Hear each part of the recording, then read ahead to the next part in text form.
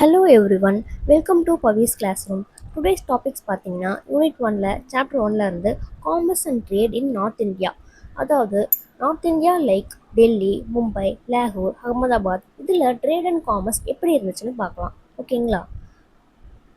First பார்த்தீங்கன்னா trade during மீடியவல் period. அதாவது மீடியவல் period middle ஏஜ்னு சொல்லுவாங்க. ஸோ அந்த டைமில் ட்ரேட் எப்படி இருந்ததுன்னு பார்க்கலாம். First point, India remained economically prosperous from 12th to 16th century, which means 12th centuryல இருந்து 16th century வரைக்கும் இந்தியாவில் கிங்ஸ் சேஞ்ச் ஆயிருக்காங்க. நிறைய வார் நடந்திருக்கு. ஆனால் எக்கனாமி மட்டும் வீக் ஆகலை. பிகாஸ் ட்ரேட் அண்ட் பிஸ்னஸ் கண்டினியூஸாக நடந்துகிட்டே தான் இருந்துச்சு. அதனால இந்தியா ப்ராஸ்பரஸ் கண்ட்ரியா, அதாவது நல்ல செழிப்பான நாடாக இருந்துச்சுன்னு சொல்கிறாங்க. செகண்ட் பாயிண்ட் பார்த்தீங்கன்னா political changes did not stop the growth of trade. இப்போ டிஃப்ரெண்ட் ரூலர்ஸ் வந்தாலும் கவர்மெண்ட் சேஞ்ச் ஆனாலும் ட்ரேட் ஸ்டாப் ஆகலை. மெர்ச்சன்ட்ஸ் பிஸ்னஸை கண்டினியூ பண்ணிகிட்டே தான் இருந்தாங்க. அதனால் காமர்ஸோட க்ரோத்து நல்ல வளர்ச்சி அடைஞ்சிச்சுன்னு சொல்கிறாங்க. தேர்ட் பாயிண்ட் பார்த்தீங்கன்னா both domestic and international commerce continue to expand. அதாவது domestic trade and international trade இந்த ரெண்டுமே மீடியவல் பீரியடில் நல்லா டெவலப் ஆச்சு. நெக்ஸ்ட் பார்த்தீங்கன்னா கான்ட்ரிபியூஷன் ஆஃப் ரூலர்ஸ். அதாவது நாட்டை ரூல் பண்ண கிங் ஆர் ரூலர்ஸ் இவங்க என்னென்ன ட்ரேடுக்கு கான்ட்ரிபியூஷன் பண்ணியிருக்காங்கன்னு பார்க்கலாம். அதாவது நார்த் இந்தியாவில் மீடியவல் பீரியடில் என்னென்ன கான்ட்ரிபியூஷன். ஃபர்ஸ்ட் பார்த்தீங்கன்னா Balban improved trade by clearing forest and making roads safe.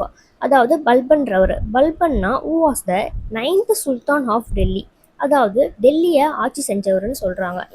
அதுவும் மீடியவல் ஏஜில் 9வது ராஜாவாக அவர் டெல்லியை ஆட்சி பண்ணியிருக்காரு. அவர் ஒரு இஸ்லாமியரை சேர்ந்தவர். ஓகேங்களா? இவர் ஃபாரஸ்ட்லாம் கிளியர் பண்ணி அதில் ரோட்ஸ் போட்டு ட்ரேடை ஈஸியாக்கினார். அதனால் மெர்ச்சன்ட்ஸ் பயம் இல்லாமல் ட்ராவல் பண்ணி கூட்ஸை டிரான்ஸ்போர்ட் பண்ணாங்க.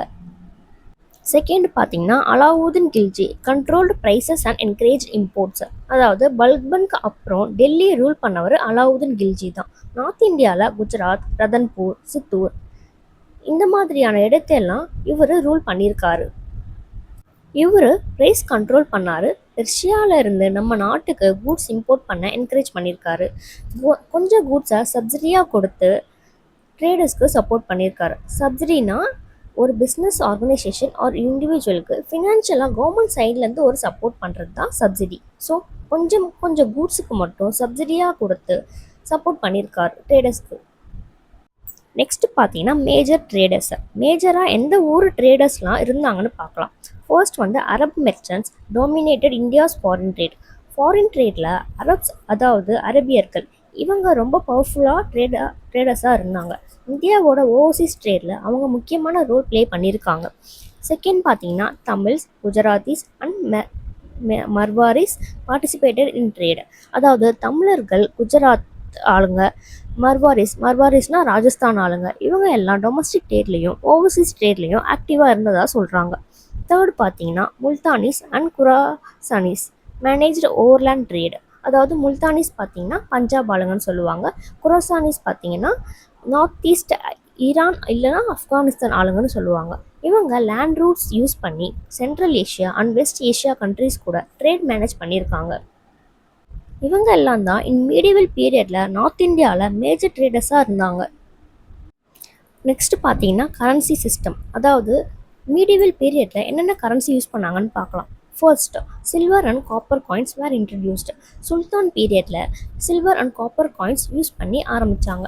இது ட்ரேடுக்கு ரொம்ப ஹெல்ப்ஃபுல்லாகவே இருந்துச்சு. செகண்ட் பாயிண்ட் பார்த்தீங்கன்னா a stable currency system made business easier. ஒரே மாதிரியான கரன்சி சிஸ்டம் இருந்ததுனால பையிங், செல்லிங், பேமெண்ட் எல்லாமே ஈஸியாச்சு. பிஸ்னஸ் டிரான்சாக்ஷன் ஸ்மூத்தாக நடந்துச்சு. ஸோ கரன்சி சிஸ்டம்னால பிஸ்னஸ் ரொம்பவே ஈஸி ஆகிடுச்சு. நெக்ஸ்ட் பார்த்தீங்கன்னா மேஜர் ட்ரேட் சென்டர்ஸ். அதாவது டெல்லி, மும்பை, அகமதாபாத், சோனார்கான், ஜான்பூர், லாகூர் இந்த சிட்டிஸ் எல்லாமே அந்த பீரியடில் ஃபேமஸ் ட்ரேட் சென்டர்ஸாக இருந்துச்சு. இங்கே மெர்ச்சன்ட்ஸ் கேதர் ஆகி கூட்ஸ் பை அண்ட் சேல் பண்ணிப்பாங்க.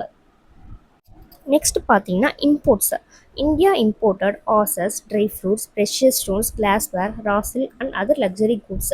இந்தியாவுக்கு ஃபாரின் கண்ட்ரீஸ்லேருந்து horses, dry fruits, precious stones, glassware, raw silk, scented oils, velvet இந்த மாதிரியான வேல்யூபிள் ப்ராடக்ட்ஸ், அதாவது விலை மதிப்பில்லாத ப்ராடக்ட்ஸ் எல்லாம் இம்போர்ட் பண்ணாங்க.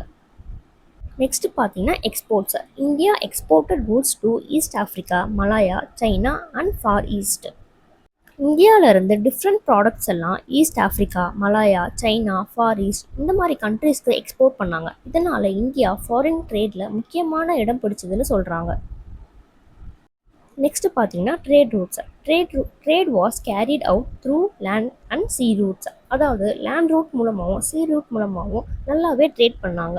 லேண்ட் ரூட் மூலமாக ஆப்கானிஸ்தான், ரஷ்யா, சென்ட்ரல் ஏஷியா மாதிரியான கண்ட்ரிஸை கனெக்ட் பண்ணிக்கிட்டாங்க. சீ ரூட் மூலமாக கேலிக்கட், கம்பட், மேங்களூர் போர்ட்ஸ் யூஸ் பண்ணி ஃபாரின் கண்ட்ரிஸ் கூட ட்ரேட் பண்ணாங்க.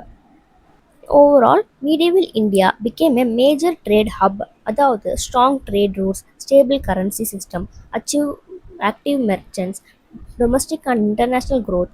இது மூலமாக medieval India வேர்ல்டில் ஒரு இம்பார்ட்டன்ட் ட்ரேட் சென்டராக வளர்ந்துச்சு. Okay, today's class over. So இன்றைக்கி நம்ம நார்த் இந்தியாவில் ட்ரேட் எப்படி இருந்துச்சுன்னு பார்த்தோம். நெக்ஸ்ட் டாப்பிக்கோட அடுத்த வீடியோவில் பார்க்கலாம். இந்த வீடியோ உங்களுக்கு யூஸ்ஃபுல்லாக இருந்தால் லைக் பண்ணுங்கள், ஷேர் பண்ணுங்கள் அண்ட் சப்ஸ்கிரைப் பண்ணிவிடுங்க. Thank you for watching. See you in next video.